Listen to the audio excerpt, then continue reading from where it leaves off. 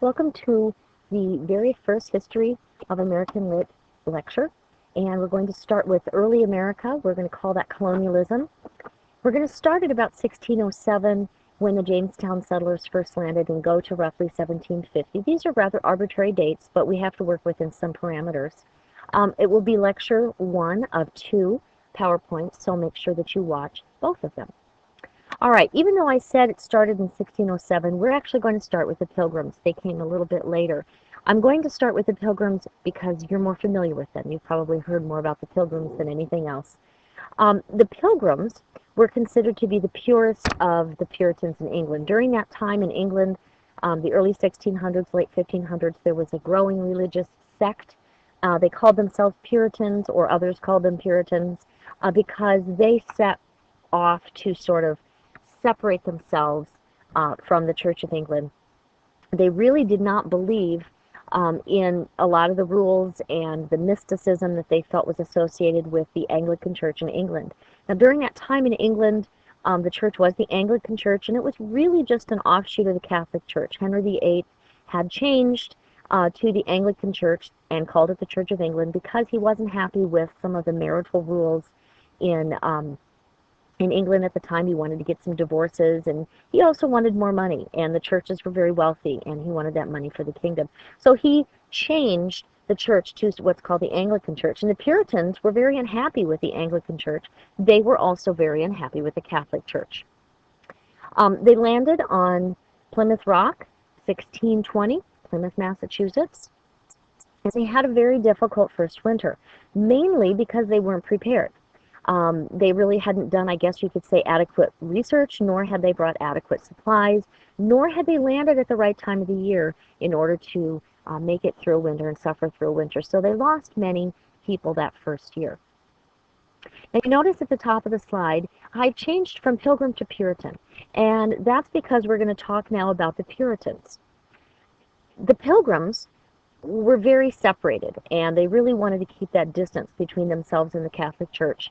And some of the Pilgrims were infiltrated with the Puritans, who weren't quite as extreme. Rather than separate from the Church of England, they just wanted to purify it. They wanted to fix it.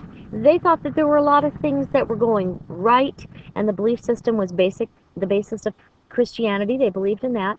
They just didn't believe in a lot of the ritual that was associated with both the Anglican and the Catholic churches. And in fact, they felt so strongly about their ability to fix the church, and they felt so strongly about their interpretation of Christianity that they sought to create something in America that they like to call the city on a hill. And it's interesting because we still have this terminology today. Our politicians use this sermon of the city on a hill kind of dialogue oftentimes when they're running for office. And basically it means to the Puritans, they felt that they were going to hold us up as a religious example to the world. Nowadays, our politicians use it as we're going to hold democracy up as an example to the world. Now, a little bit about Puritan lifestyle, because in order to understand Puritan literature, we have to understand where they're coming from with the way that they live their lives. Now, during the early 1600s, we were calling that kind of a Baroque style in Europe and in England. And this is an example of the very ornate, over-the-top decorative dress.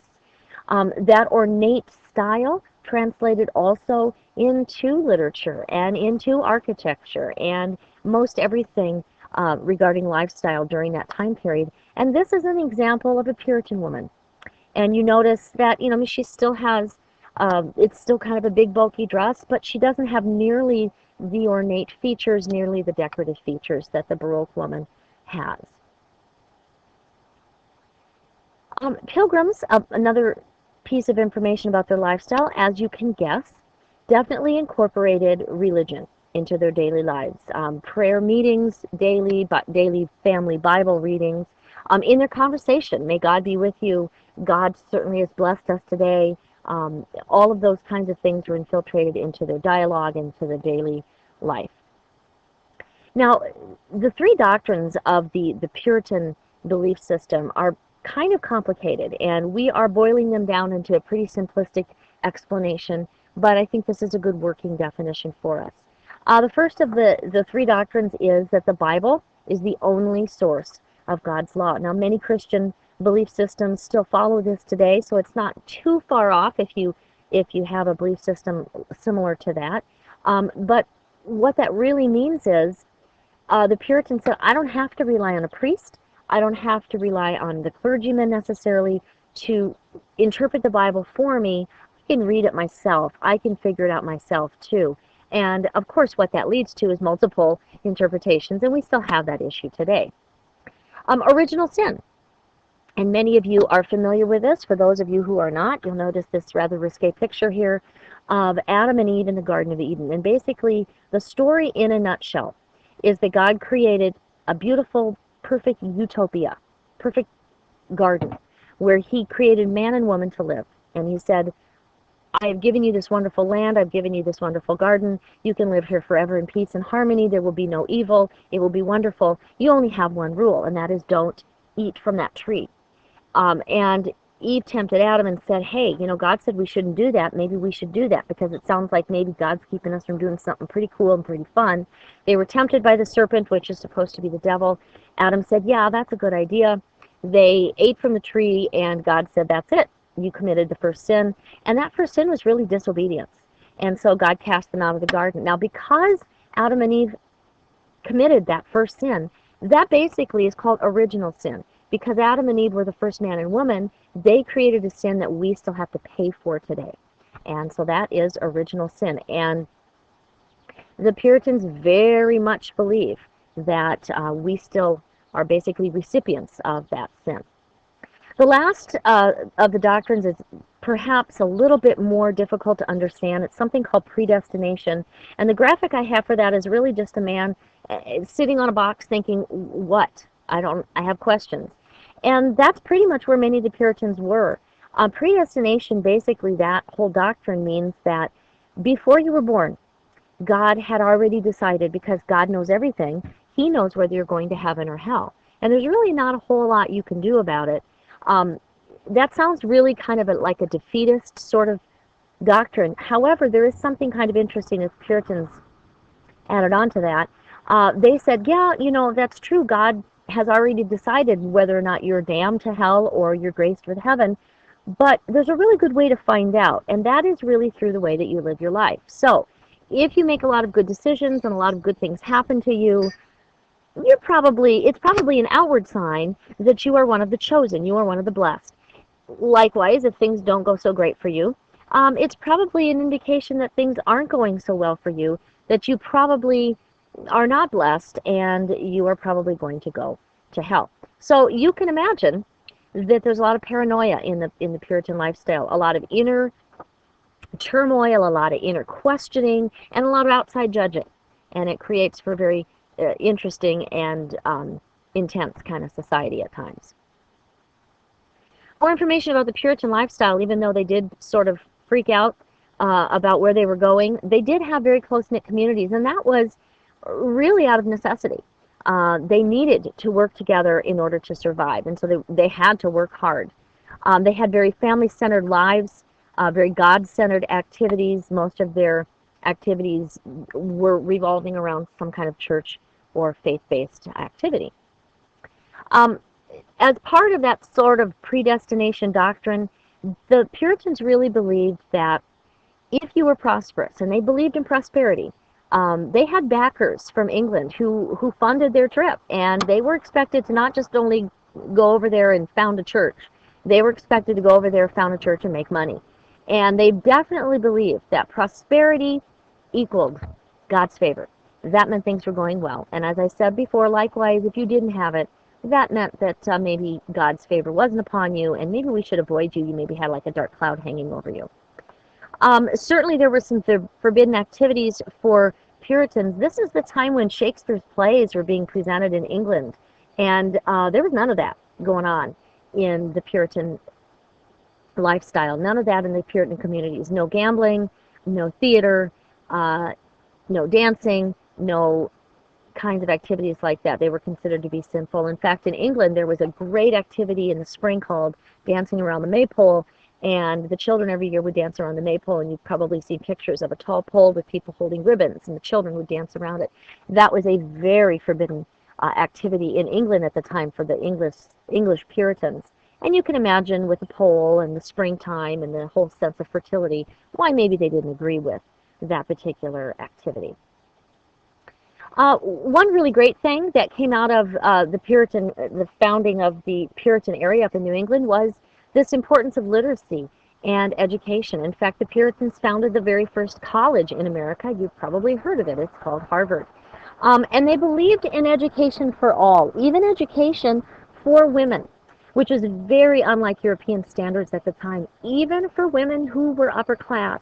Many of them did not, the powers that be decided that those women really didn't need to know how to read. They had other skills they needed to work on, like art and playing the piano and so on, but they really didn't need to know how to read. And Puritans are very different from that. Now, I want you to think for just a minute about why. Why would the Puritans believe in education for all and really found the beginnings of public education in this country? Well, the reason is, if the Bible is the only source of God's law, then everybody needs to know how to read it, including women, including children, rich, poor, and there was a social hierarchy in Puritan New England. Believe me, there were poor and wealthy people, but all, education for all across the board, which definitely was very much against the European standard at the time. All right, we're going to talk a little bit about how the Puritan government was run. The term that we use is a theocracy. In reality, the Puritans didn't have a pure theocracy. They had what was called a theocratic government. And in a theocracy, God is considered to be the head, the sole leader of the land, and his laws, the divine laws, are also the laws of the land. So if you look at the Ten Commandments, many of those make sense, like thou shalt not kill. Well, we have a law that says, murder is a crime. So that makes sense. But there are some other laws in the Ten Commandments or other Ten Commandments that don't really translate into our laws. For instance, one of them is you shouldn't bear false witness against your neighbor. You shouldn't lie. Well, that's really not a sin in and of itself. If I gossip about you or tell a lie about you, I really can't be arrested unless it causes you, severe harm. And when we look at those kinds of things, we find out that the theocratic type government can be pretty dangerous. You can think about some different countries in the world today that have that kind of Sharia law or theocratic law. Now this cartoon is kind of a flip of that. Hell always says, I'm from the government and I'm here to decide who the Lord your God is. I guess you could flip that and say, hello, I'm your God and I'm going to tell you how your government is run. All right, a little bit more about theocracy. As I said before, it's a form of government in which the clergy bestows all legitimate political power. So there's the clergy plus the laws equals this poor fella being humiliated for gossiping. And that is what happened oftentimes in Puritan society. If you committed adultery, if you committed one of those Ten Commandments, one of those sins, if you practiced some kind of witchcraft or something, that was punishable, and it could be punishable by death in the Puritan society. All right, this should go to your charts. So take your charts out and fill these in. We're going to kind of, again, wrap up in a nutshell what Puritan philosophies look like. What did they rely on? Obviously, they relied on revelations from God and their belief in God, their faith in God. They behaved with what we call abstinence, and abstinence means to abstain or to not do. And so basically, they didn't do a lot of things they thought were sinful, as we talked about before, dancing, gambling, going to plays, those kinds of things. They found evidence of their beliefs in the religion, in God's law. And of course, their central force was God. They talked a lot, as you can imagine, about predestination, wouldn't you? I mean, if you were taught that the life on this earth is short, and indeed it was, for many of them, there was a high mortality rate, you were more concerned about what was going to happen to you after you die. And so that became a pretty hot topic of conversation. With that as a topic of conversation, you might be a little pessimistic about the future. You also might be pessimistic about the future because you had a high mortality rate. Life was hard, and a lot of people didn't make it. Lastly, and this is probably one of the most important and interesting elements of Puritan philosophies, they believed that they were the chosen people. They believed that they, for the most part, were the predestined for heaven group. They were the good guys. And were there people in Puritan society that maybe weren't? Of course. Was there crime in Puritan society? Certainly. But by and large, they believed they were the chosen people. All right, part 2 is coming up. Please do not forget to tune in to part 2 of the PowerPoint.